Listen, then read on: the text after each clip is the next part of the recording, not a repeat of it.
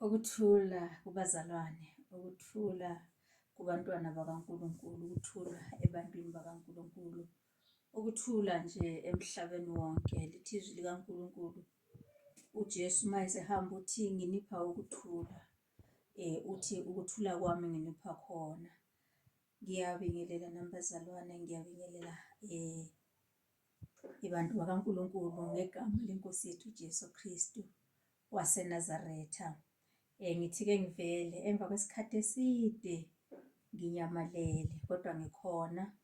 Akukho kubi engingakusho ukuthi mhlawumbe yilokho bekungimisile, ngokuthi kwesinye isikhathi kuyenzeka ukuma phambi kwabantu bakaNkulunkulu, cause umuntu unobuNkulunkulu phakathi kwakhe.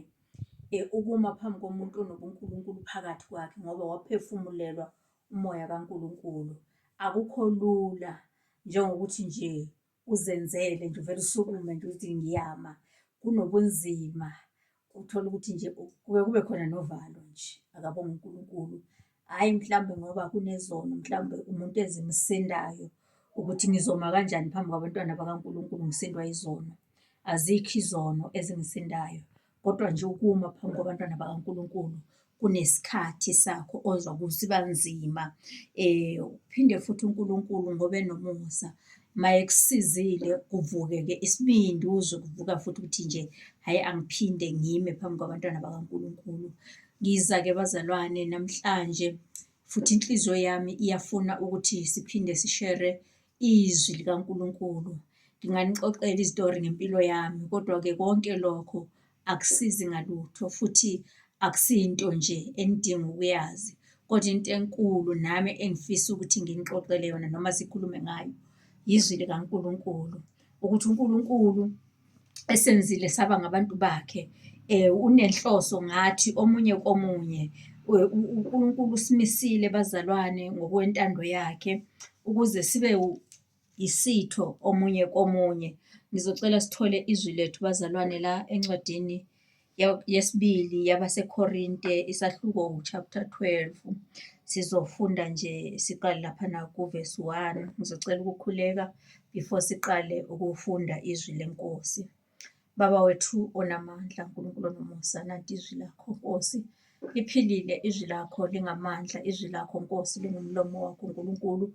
Ngalo khuluma Nkulunkulu engcwele, ubuyisane nemiphefumulo yethu. Ngalo Nkosi siqondise endleleni yakho Nkulunkulu engcwele ukuze singabuduki.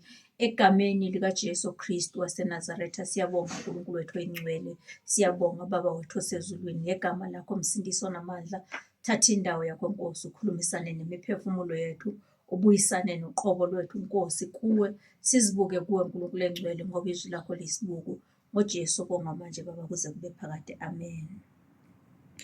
Isihloko sithi uPawulu wamukela izambulo kuJesu, uverse 1.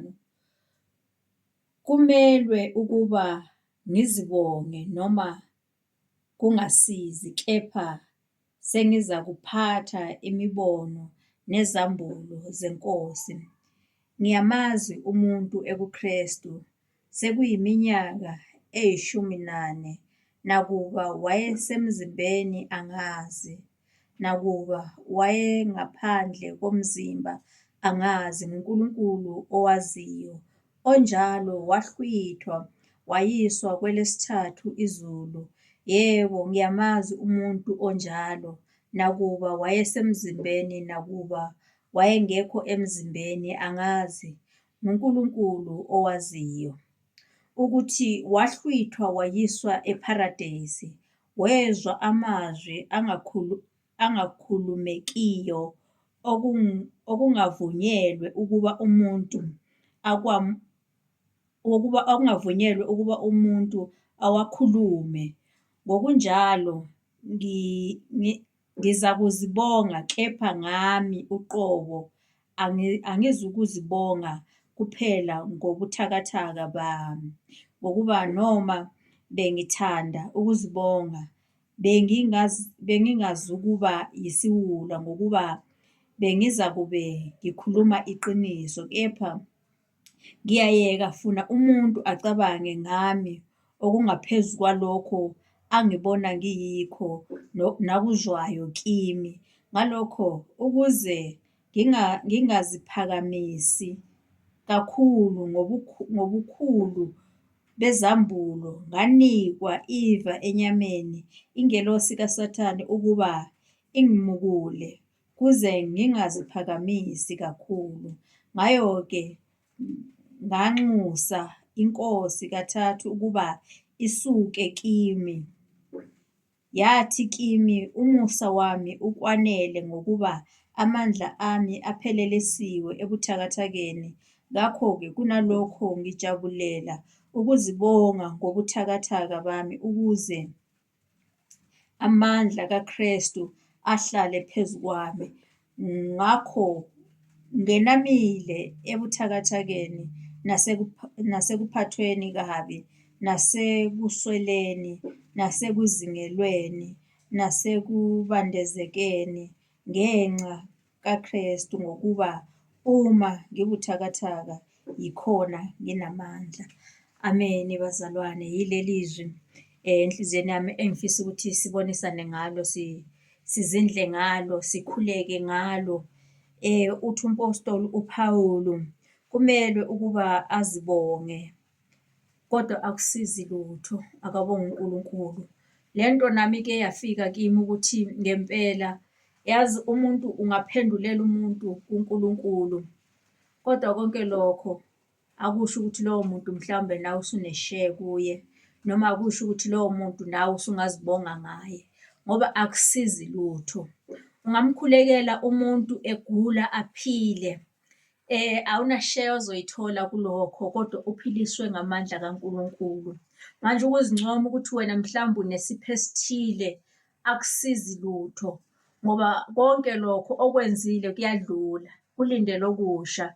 Ukuthi uma usubakhulekela abantu bakaNkulunkulu baphiliswa, udlule ubheka phambili, ukuthi leso sipho sokuphilisa singaze sikushiye. Akabonge uNkulunkulu. Wayengazibonga uPawulu naye njengoba esho, uthi kodwa akusizi, akabonge uNkulunkulu. Uthi yebo, ngiyamazi umuntu, lapha uthi ngiyamazi umuntu ekuKristu sekuyiminyaka emine, nakuba wayesemzimbeni angazi, nakuba wayengaphandle komzimba angazi, nguNkulunkulu owaziyo, onjalo wahlwithwa wayiswa kwelesithathu izulu. Ngiyabuka nje ukuthi ezinsukwini zanamhlanje umuntu bengakazishayi isifuba athi mina ngibuya kwelesithathu izulu, kodwa konke lokho akusizi. Akabonge uNkulunkulu, usho njalo umpostoli Phawulu, uthi konke lokho akusizi. Ukuthi ubuya kwelesithathu izulu akusizi ukuthi azincome ngakho. Yena into ayijabulelayo ukuthi uzincoma ngobuthakathaka. Akabonge uNkulunkulu. Uthi ukuthi wahlwithwa wayiswa ePharadesi, wezwa amazwi angakhulumekiyo, okungavunyelwe ukuba umuntu awakhulume. Ngonjalo ngiza kuzibonga, kepha ngami uqobo angizukuzibonga kuphela ngobuthakathaka bami. Akabonge uNkulunkulu. Uthi ngonjalo ngiyakuzibonga, kodwa ngami uqobo nje ngiyozibonga ngobuthakathaka bami. Ukuthi ngiyinyama ngiyahluleka. Ngezinye izikhathi ngiyake ngibuze ubuthakathaka ekungakholweni, ngizwe nje ukuthi hheyi kuyakhuphukela, akukhuphuki kahle, angikhuphuki kahle, kunzima ukukhuphuka. Ubuthakathaka benyama yami. Uthi ngizokuzincoma ngalokho ukuthi nginabo ubuthakathaka, kodwa amandla kaNkulunkulu yiwo nje angifukulayo, angikhuphule bazalwane. Uthi noma sengizwa ukuthi kade sekusithi ngabe ngihlala phansi ngizithole sengiphinde ngama. Ngiyakubonga uNkulunkulu ngalokho, kodwa mina ngingazibonga ngobuthakathaka nokwehluleka. Akabonge uNkulunkulu. Manje usho njalo umpostoli Phawulu, ukhuluma ngokuthi nje umuntu angazibonga ngezinto yena ubuthakathaka bakhe, kodwa lezi ezasezulwini zingumusa ngoba zize emuntwini ngomusa. Uthi akusizi ngalutho noma ungazibonga, noma futhi ebengasho abantu bengakhetha ukungamkholwa ukuthi ubuya kwelesithathu izulu. Akabonge uNkulunkulu, noma usebuye ePharadesi. Athi-ke futhi ngokuba noma bengingathanda ukuzibonga, bengingezukuba yisiwula ngokuba bengizakube ngikhuluma iqiniso, kepha ngiyayeka funa umuntu acabange ngami okungaphezu kwalokho angibona ngiyikho nakuzwayo kimi, akabonge uNkulunkulu. Ukuzibonga kwakhe mhlambe sekhuluma ngokuthi hhayi mina ngibuya eParadise, mina ngibuya kwelesithathu izulu, bese kungenza ukuthi umuntu abuke umpostoli Pawulu ngendlela engaphezu kwalokho umpostoli Pawulu ayiyona. Manje kubalulekile ukuthi izinto singafuni ukuthi sizibonge ngazo izinto zikaNkulunkulu, ngoba abantu abanye bagcina sebekubona ingathi mhlawumbe usunguJesu, mhlawumbe usungumprofethi omusha, mhlawumbe usuyile. Uthi umpostoli Pawulu, bengingazibonga bengizobe ngingaqambe amanga, kodwa funa umuntu acabanga ukuthi ngiyilokhu engingekhona akubonayo, akabonge uNkulunkulu. Manje uthi konke lokhu uPawulu bengakubonga, singazibonga nathi bazalwane, njengoba bengishilo ekuqaleni ukuthi umuntu angazibonga ngokuthi uphilise umuntu, kodwa lokho akusizi lutho, ngoba kwenza abantu begcine beyeka ukukhonza uNkulunkulu, bekhonza abanye abantu. Athi umuntu ngoba unesipho sokuthi angakhulekela umuntu aphile, abesecabanga ukuthi abantu bethi ngoba ukhulekela abantu baphila, bese becabanga ukuthi ungumphilisi, basuke ebuNkulunkulwini, basuke ekutheni bafune uNkulunkulu, bafune yena. Uyothola abantu kunendawo eziningi bazalwane la uhlangana khona nabantu, uthole bema amalayini, bemi queue, besiyolayinela ukubona umuntu othile okuthiwa uyasiza abantu. Laba bantu akusile kubo, sebebona laba bantu abasizayo sebengonkulunkulu abakhona la emhlabeni. Akekho umuntu nje ukuthi ongathola ukuthi umuntu azinike leyo queue ukuthi akayofuna uNkulunkulu, akabonge uJesu. Manje yilokho akushoyo umpostoli Pawulu ukuthi uma bengingazisho zonke lezo zinto bengizobe ngingaqambi imanga, kodwa afuna abantu babone ingathi ngiyilokhu mina engingesikho, akabonge uNkulunkulu. Ubengazisho bebese bengamthatha mhlawumbe engathi sekunguJesu, sebemthatha ingathi sekunguNkulunkulu, bemthatha ingathi umuntu osebuya ezulwini, yebo vele yena ebuya ezulwini, kodwa bazomthatha ngelinye izinga eliphezulu, akabonge uNkulunkulu. Athi ngalokho ukuze ngingaziphakamisi kakhulu ngobukhulu bezambulo, nganikwa iva enyameni yami ingelosi kaSathane ukuba ingimukule, ukuze ngingaziphakamisi kakhulu. Ngakho-ke nganxusa iNkosi kathathu ukuba isuke kimi, yathi umusa wami ukwanele ukuba amandla ami apheleliswe ebuthakathakeni bakho. Kunalokho ngijabulela ukuzibonga ngobuthakathaka bami, ukuze amandla kaNkulunkulu apheleliswe kimi, akabonge uJesu. Uthi-ke ukuze angaziphakamisi kakhulu ngobukhulu bezambulo ayezibonile, kwabekwa iva enyameni yakhe, ingelosi kaSathane yamukula ukuze ahlale kulobo buthakathaka, ukuze angaphakami, akabonge uNkulunkulu. Manje uthi uyambonga uNkulunkulu kulobo buthakathaka, akabonge uJesu, ngoba amandla kaNkulunkulu aphelelisiwe kuye. Kunezikhathi othola ukuthi ungenzeka ukhulekela abantu, mase kufika ukuhlaseleka nakuwe yilezi zinto mhlawumbe kade uzikhulekela ebantwini baphile. Abantu baqale manje babuyele emuva bathi hhayi ngathi akasakhoni naye ukuziphilisa, ngathi naye akakhoni ukuthi azikhulekele. Kusuka kubekwa iva, akabonge uNkulunkulu. uNkulunkulu nje efuna ukuthi umuntu amthobise. Ezinye izifo noma okunye ukugula noma ezinye izimpi, ezinye izimo esihlangana nazo, uNkulunkulu usuke efuna ukusithobisa, ngoba vele inyama yethu, imizimba yethu le esiphila kuyo, mangase konke kuhambe kahle, konke nje kulunge, kunzima bazalwane ukuthi umuntu athobe. Kwesinye isikhathi ukukuswela ukudla, uyiswele indawo yokuhlala uhlupheke, ingoba uNkulunkulu ekuthobisa.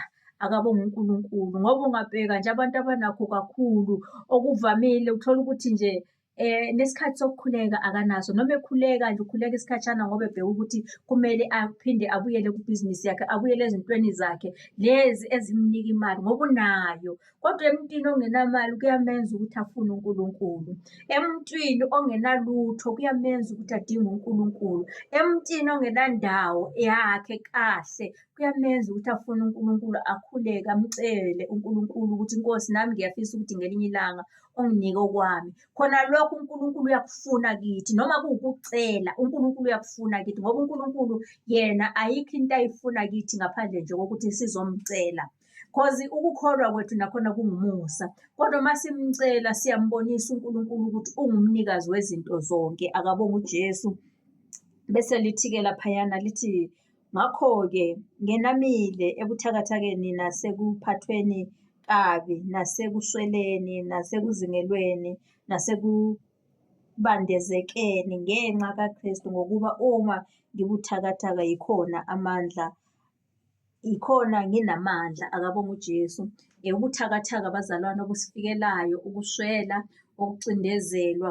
Abantu abaningi ethi umuntu, hheyi ngike ngaba nenkinga nje ukuthi ngicindezelwa kanjani nginoNkulunkulu, ngiphatheka kabi kanjani nginoNkulunkulu.